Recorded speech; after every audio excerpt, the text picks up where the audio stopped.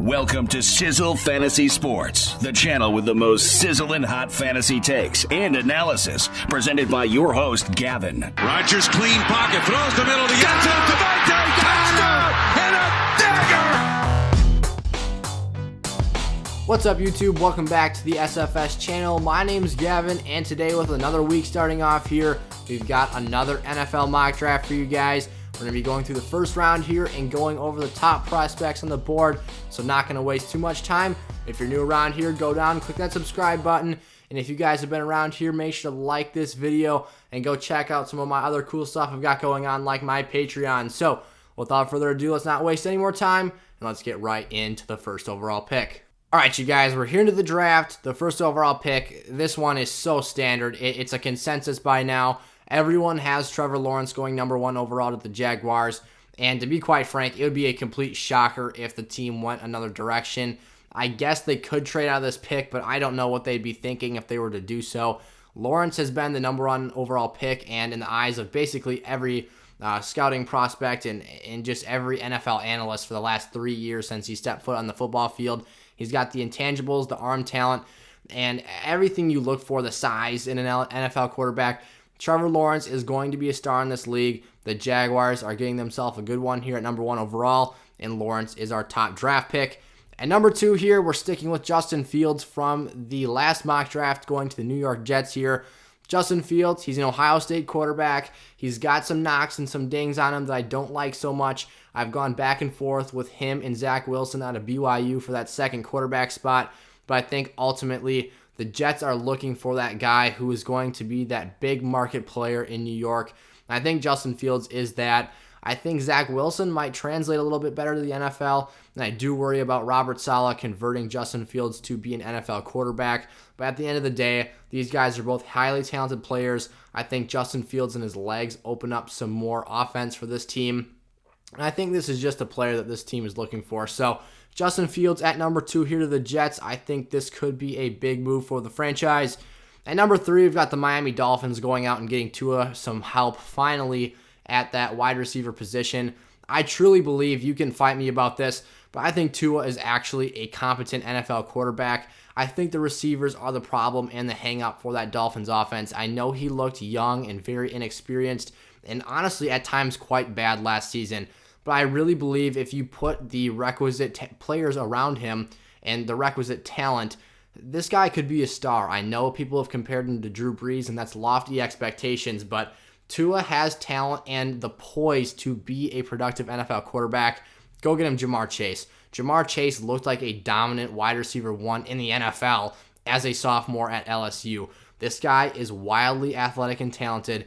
He has just about all the tools you can need. He's a very, very good route runner. He's physical, and he, like I said, is athletic and can make those popping and those wow plays. So Jamar Chase at number 3 here. This guy might be one of the most talented players in the draft. I really like the Dolphins going out and snatching him up early on here. At number 4, we've got a pick that I think some people might have some problems with, but let's be honest here. Look yourself in the mirror, Falcons fans. You need to protect Matt Ryan. I know a lot of your fans and that fan base want to go quarterback here and some other routes, maybe even trading back. But Matt Ryan has been a sack dummy for the last 2 or 3 years. You've tried to address that in the offensive line in the first round of the draft with Caleb McGarry and another first-round pick in 2019, but it's just not working out. You need to reshuffle something. There's something not working up front there for this team. Penei Sewell is quite possibly the best offensive line prospect in the last 5 or 10 years. He is a dominant run blocker, and that's also something that has really been a struggle for this Falcons offense, is that run game. Ever since Devontae Freeman kind of tapered off and wasn't a dominant running back anymore, they've struggled to find that guy at the position, and honestly, some of that could be in part to the way this line is blocking. Penei Sewell is a mauler. This guy is going to open up running lanes, go out later in the draft, find yourself your running back, and help Matt Ryan. You cannot win football games in the National Football League if you don't protect your quarterback, and by getting your quarterback sacked and hit and hurried and under duress all game long is how you lose games and ultimately wreck a quarterback's career. So Matt Ryan is not a bad player. He can play football still. He's only 35 years of age. Get him some help, and maybe this football team could be on the rise in 2021. At number 5, I've got the Bengals turning around and taking the best line prospect available. I've had Penei falling to them in the last couple mock drafts, but they take Rashawn Slater out of Northwestern here at number 5 overall, with Sewell going 4th overall to the Falcons. It's plain and simple. Cincinnati needs offensive line help. I don't care that Penei Sewell is gone. I've actually projected Rashawn Slater to translate better immediately in the league. I think Rashawn Slater could even be picked higher than Penei Sewell in this up-and-coming draft because of how well he will translate and how immediately NFL ready he is. I think he's got some of the best pass-setting technique off the edge or against edge rushers there is in this draft class, and we've even seen him shut down guys like Chase Young at the collegiate level. So Rashawn Slater is an absolute beast. Cincinnati would be very happy to get them here at 5. And I think this really helps out Joe Burrow and help him ultimately stay upright for the rest of his NFL career. At number 6, I've got the Philadelphia Eagles selecting Kyle Pitts out of Florida. Pitts is maybe one of the best offensive skill players in this entire class. He is an offensive weapon. I'm sure I'm not the first person you've heard say that. Pitts is a dominant route runner and is quite possibly, we've also heard big name NFL analysts like Mel Kiper, Daniel Jeremiah call him an offensive weapon and possibly the number 2 overall wide receiver in this class, although he does play tight end. So Pitts here for an offense in Philadelphia that we know loves the tight end. They've got some names there, but Zach Ertz is on a pricey contract. There's been some talks of him moving this offseason. I think Pitts comes in there. He's cheap talent, which is what this team needs because they are in cap turmoil right now, and he adds a spark to that offense and gives an option to Jalen Hurts to go out there and have someone to throw the football to besides Jalen Reagor or Dallas Goedert, So I know that they like to run Dallas Goedert on the field. I know that he's still going to be a part of that football team. But even when you had Zach Ertz, and obviously this is kind of projecting that you end up moving off of him for cap reasons, they still run a lot of 2 tight end sets and have a lot of guys in the field, even 3 tight end sets. So Kyle Pitts is a guy that the Eagles could certainly utilize and have as a very productive player in that offense. At number 7 here, the Detroit Lions, it was inevitable. I have not had them going quarterback in any of my previous mocks, but I've got Zach Wilson falling to them out of BYU. I did not include trades in this mock, so everything that goes on here is just kind of how the board trickles down and how guys fall into certain teams' laps. I think that Zach Wilson will quite certainly go before 7, but I do think Detroit is a candidate for a team that trades up and goes after him. I think that a lot of Lions fans will admit or even strongly proclaim that Jared Goff is not the long-term solution for that football team. There was a lot of unhappy Lions fans when they went out and made that move. So former number 1 overall pick, not getting too much love there in Detroit, but Zach Wilson here is, I think, a guy who you can look to and start to and trust that future in. I think Zach Wilson's a guy who could really translate to the NFL and be a superstar quarterback. At times, I've compared his game style to almost that of Josh Allen. He's a very good improviser. He does not have an absolute cannon like Josh Allen has, but Zach Wilson's touch is very, very nice. His deep ball is one of the prettiest deep balls I've seen in this draft class, or maybe even a couple draft classes. And I think that he could come out there and be a player in the NFC North as we see guys like Aaron Rodgers and Kirk Cousins getting a little bit older and potentially on their way out of the division. So Zach Wilson, for you Detroit fans out there, let him kind of mature and develop behind Jared Goff for a couple years, and this guy could run the show in the NFC North for the next 5-10 years. At number 8 here, the Carolina Panthers, I've got them taking Trey Lance out of North Dakota State. This is the absolute perfect case scenario for Trey Lance, and to be quite honest, the Carolina Panthers, I don't think that Deshaun Watson is going to be traded prior to next season. I just said that, so this could age very terribly if he were to be traded within the next couple of days here. But I think that what the Texans would be asking for would be 3, maybe even 4 first-round picks and just an absolute king's ransom and unrealistic and super, super high expectation to what they get in return for Watson. I think that's just not beneficial to building a franchise. The Panthers organization is smart. They are building this team from the bottom up. I really, really, really like what they're doing there from a personnel standpoint. I think that their top 3 wideouts, if they are to bring Curtis Samuel back next season, are phenomenal. And you give Trey Lance the opportunity to sit behind a seasoned veteran in Teddy Bridgewater. I think that's something that could be great for the development of Trey Lance. And I think that giving him time to sit and learn as kind of a raw prospect gives Panther fans the opportunity to have another household name at quarterback who comes in and makes a big impact when it's his time to be on the field. So I love Trey Lance here at 8. This is a dream scenario for the Panthers. At number 9, this one, outside of the Trevor Lawrence pick, has almost been my other consensus pick. I think I've had the Denver Broncos go Caleb Farley in all but one of my mock drafts. I had them actually taking Patrick Surtain in the draft. I did not give them Caleb Farley. So clearly, cornerback is a huge need for this football team. The Broncos need one desperately. And Caleb Farley, in my opinion, is the best corner in this class. I've got Surtain rated just behind him, but Farley is a beast. This guy has the size, he has the athleticism, and the physicality to be a shutdown number 1 corner in the NFL. I think that Virginia Tech maybe doesn't have the best opposing talent at the wide receiver position, but Farley still has showed a lot and a great deal on tape that he can do a great job against some of those guys. So Farley is a player I would highly covet here. And at number 9, based off of team needs, the Broncos should absolutely be considering him. And then at 10, I've had this as another near consensus pick. The Dallas Cowboys selecting Patrick Surtain out of Alabama. The Dallas Cowboys need defensive back help so bad. Their front 7 is pretty good on paper. They do have some really talented players up there, but the production value has just been kind of limited. I think where they really need to insert talent at is the offensive line first and foremost. That could be a position I address later on, as they were really injured last season, and obviously we saw quarterbacks getting killed back there in the backfield. And then that secondary is the other part of this team that needs some real help. Patrick Surtain, he's the next guy behind Caleb Farley, who I see being a potential shutdown number 1 corner. Go out there, pair him with his former college teammate Trayvon Diggs. Diggs showed some abilities as a ball hawk last season. I think if you do that, we start to look at a tandem that could be pretty productive for the Cowboys. At number 11 here, I've got the New York Giants going out and selecting Jalen Waddle out of Alabama.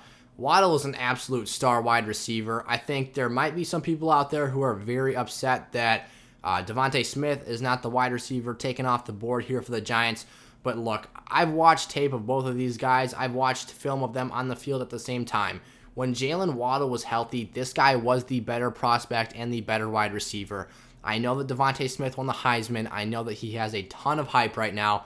But hear me out. I think Jalen Waddle is just as good, if not better, than Devontae Smith. What I've seen from a route running perspective, Waddle has impressed me more. What I've seen from an ability to make contested catches, they both excel very well at it, but I've really been impressed with what Jalen Waddle has to offer. Speed, I think I'd even give to Jalen Waddle by a nudge. I know that some people are very, very strong and passionate about Devontae Smith and that he is the best receiver in this class, but to me, he is at most the wide receiver 2 in this draft class. I don't think I can put him ahead of Jamar Chase in any world, and I think I would even start to nudge Jalen Waddle in front of him and knock Smith back down to that 3 spot. So Waddle here is a comp for me to Odell Beckham Jr. for this Giants football team. They have not had a field stretcher since he's left that team, and I know that Darius Slayton has had some moments, but he's not a wide receiver 1, and I truly believe that Jalen Waddle is. Go out there and make this draft about getting Daniel Jones the weapons he needs to have a productive offense and really help that football team become well-rounded. At number 12 here, I've got the San Francisco 49ers selecting Christian Darrisaw, the offensive tackle out of Virginia Tech. The 49ers, they've got an injury-prone quarterback in Jimmy Garoppolo. Their general manager, John Lynch, just came out and said that they're sticking with Garoppolo and they believe in him as their guy for this season. So I'm going to kind of back off on my takes about taking Trey Lance and going for some quarterback help this offseason. I think they go out there, address offensive line, try and protect Jimmy Garoppolo back there this season and see if they can get back into that Super Bowl contention if they are able to remain healthy this season. And then at number 13, I've got the Chargers finally taking Devontae Smith off the board here. Look, Devontae Smith, I think this is a perfect situation for him. Like I said, he is not my first or second wide receiver on my big board for this draft class, but I certainly think he could thrive in a Chargers uniform. You line him up next to a guy like Keenan Allen with a guy like Justin Herbert throwing him the football. I think it's a match made in heaven. Obviously, Smith would learn from Allen and pick up even some more tools of the trade and whatnot, and just learn some different ways to be a really good wide receiver one, so that when Keenan Allen retires or leaves that football team, obviously he signed an extension last season, so they have long-term goals for him. But nonetheless, he can still fill that mold and be that player that Keenan Allen is for that team right now and be a productive receiver throughout his career. I think there's some question as to whether Mike Williams will be back next season or not. So I think Devontae Smith addresses some sort of a team need for the Chargers this season. At number 14, I've got the Minnesota Vikings taking Micah Parsons off the board here. He kind of slid down here. And for the Penn State linebacker, I think this is a really nice fit with Mike Zimmer's football team, a guy who absolutely loves going on the defensive side of the ball and injecting talent into that defense. So Micah Parsons flying downhill and making plays in the backfield is an absolute stud. He has such a fast closing speed, and we have seen him make some really explosive and hard-hitting plays. I think for a football team that their defense was once at the height of the NFL and was a top 2 unit in the league, they've fallen off a bit. They've had some aging vets. They've lost some guys due to some money issues, and they've lost some talent on that football team. Go get Micah Parsons. This guy could be really just the emphasis and the core of this defense. I think Micah Parsons could be a great fit for Mike Zimmer's unit. At number 15, I've got the New England Patriots selecting Mac Jones out of Alabama.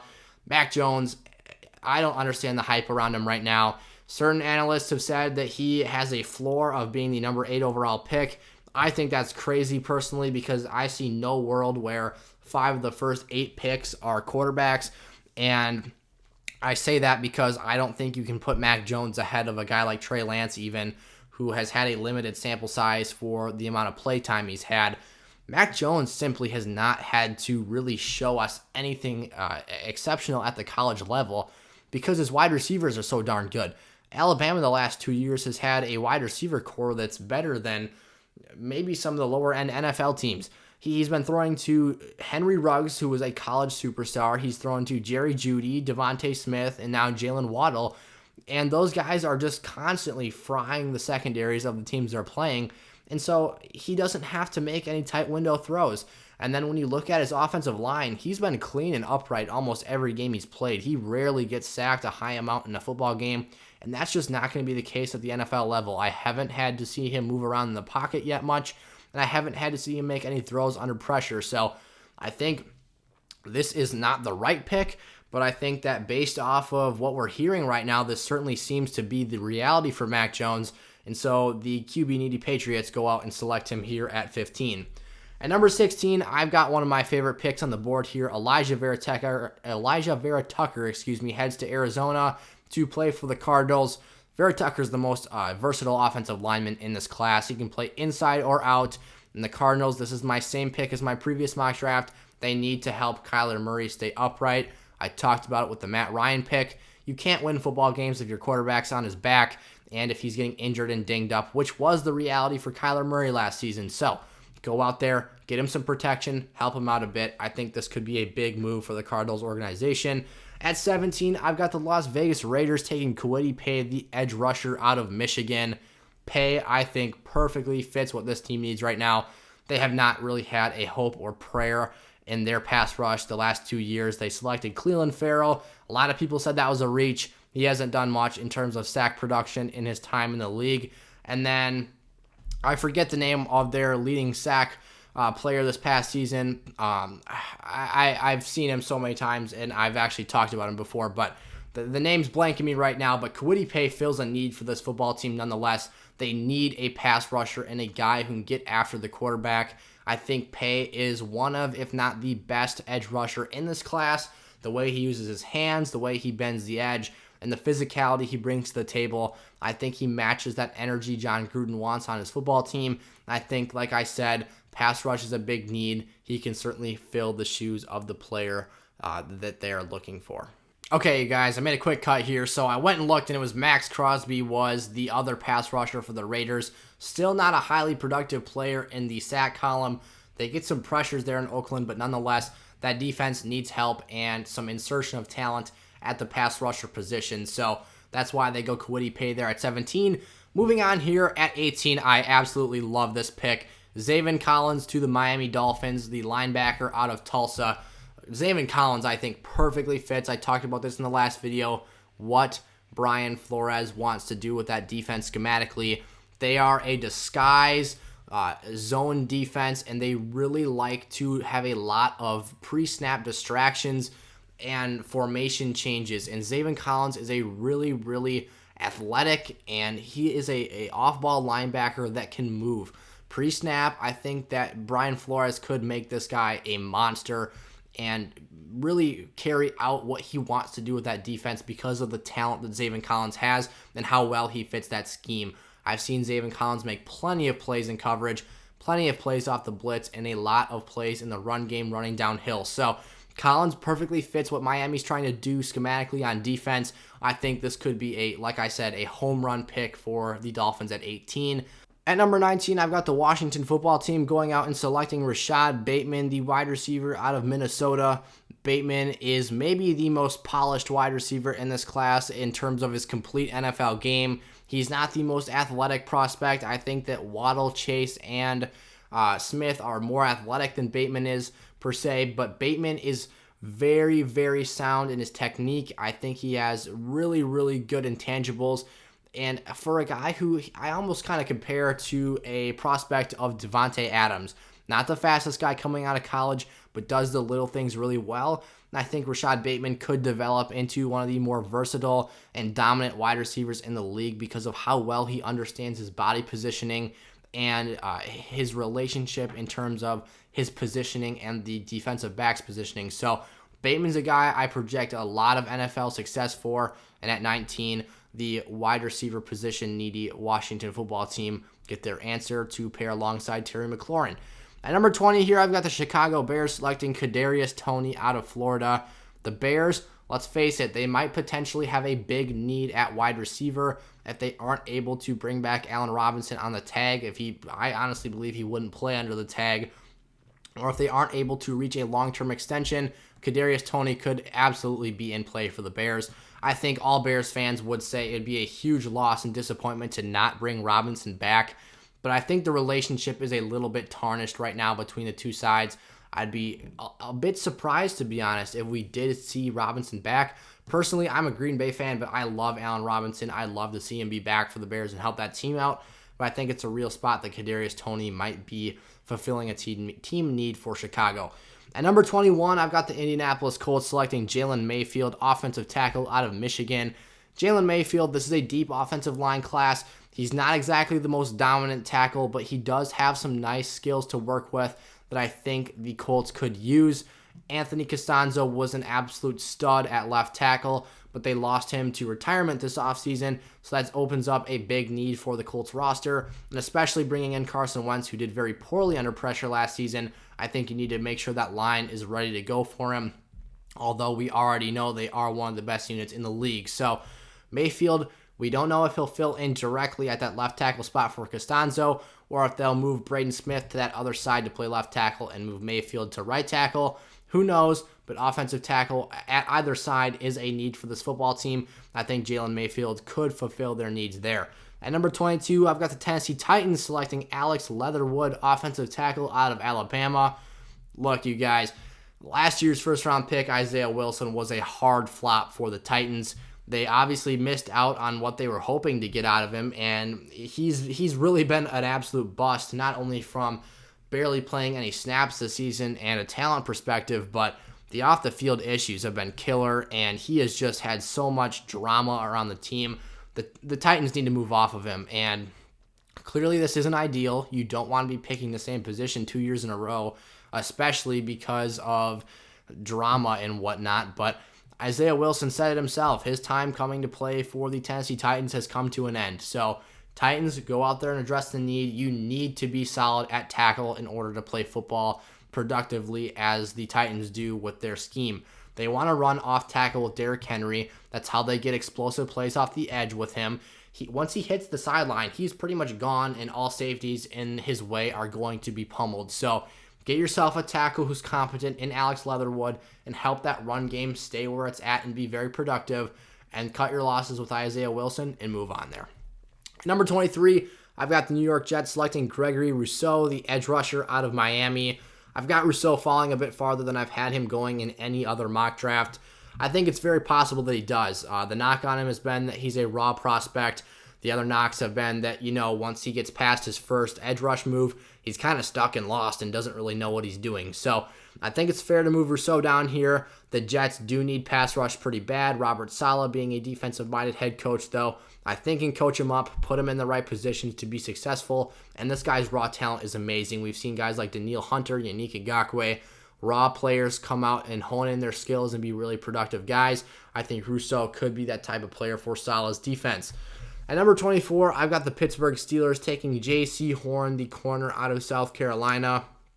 Horn's a guy I really like. He is a physical press man coverage corner. I think that Pittsburgh, when you look at their secondary, it's starting to slowly age. They're getting a little bit thinner there. Mike Hilton's a free agent this season. Joe Hayden's into his 30s now. And I think that you need to just insert more talent there. Get that position a little bit more depth.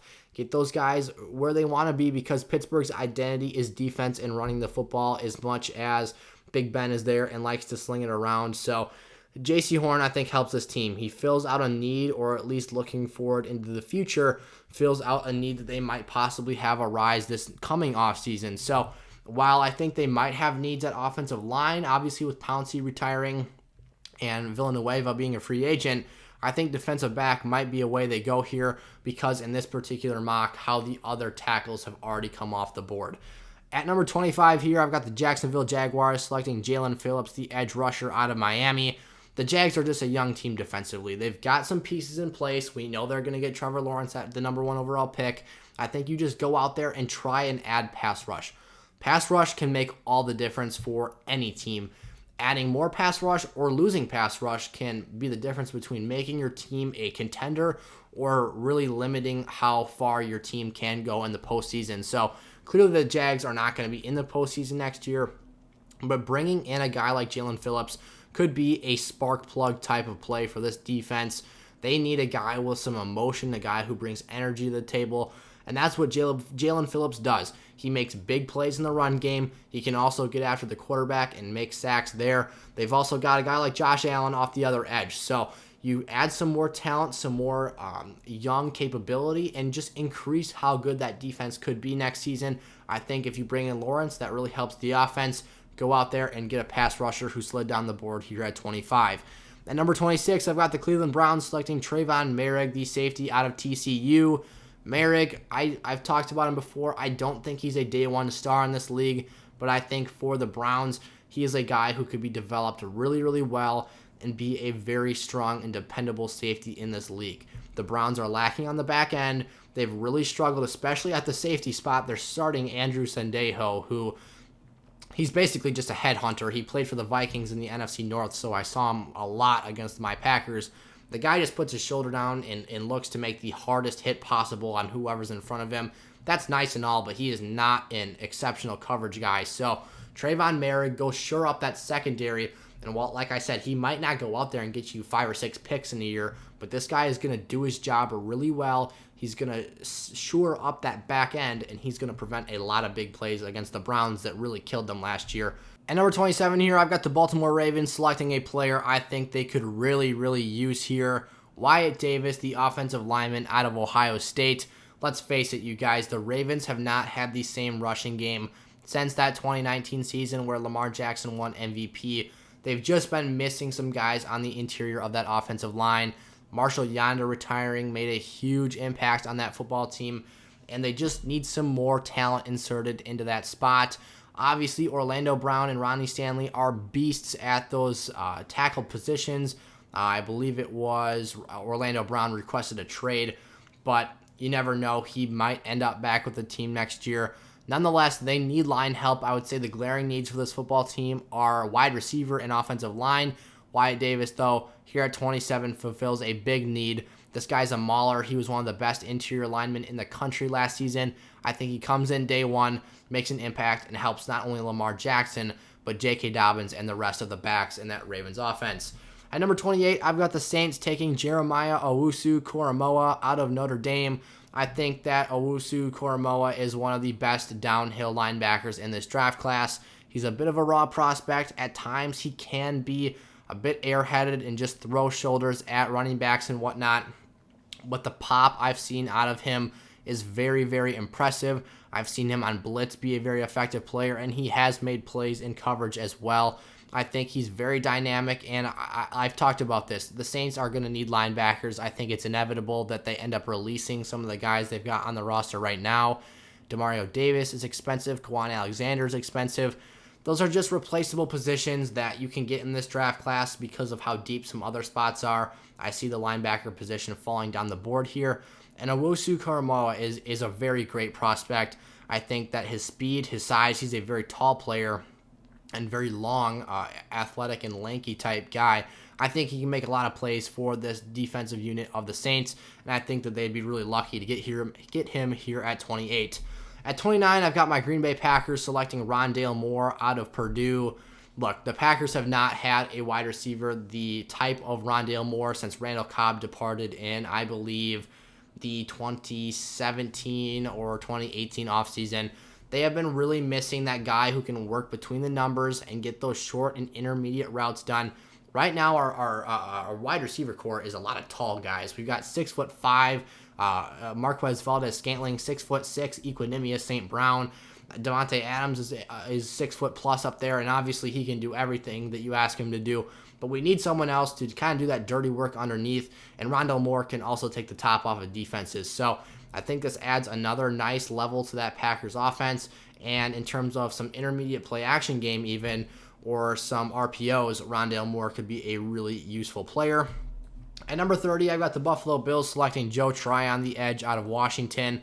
Joe Tryon can do a lot of things. This guy's been a very, very productive guy in coverage. I've seen him make some really great plays in that facet of the game for his size. And this guy can also rush. He's got really nice interior and exterior moves. I've seen him beat tackles in a very large amount of ways. And I think that he's a guy that can be a day one instant impact player. Their pass rushers have gotten a bit old in Buffalo, and their pass rush in turn has gotten a bit stagnant. So they need some more talent inserted into that part of their defense, and I think a guy like Joe Tryon could fulfill a big team need. At 31, I've got the Kansas City Chiefs selecting Tevin Jenkins, the offensive tackle out of Oklahoma State. I think tackle is a position of need for this Chiefs team. I've had them going corner in a lot of my previous mock drafts, but I think that Tevin Jenkins here, look, I know they're missing both of their starting tackles in the Super Bowl, Mitchell Schwartz and Eric Fisher, but we don't know how much longer those guys are going to be with the team. They're both getting up there in age, and it's a possibility that one of them is moved off of this offseason. So even just adding some depth, you can't let what happened to Patrick Mahomes in the Super Bowl game happen again next season, or he is going to get injured again. I've ranted about it twice in this video. If your quarterback is on his back, you are not winning football games.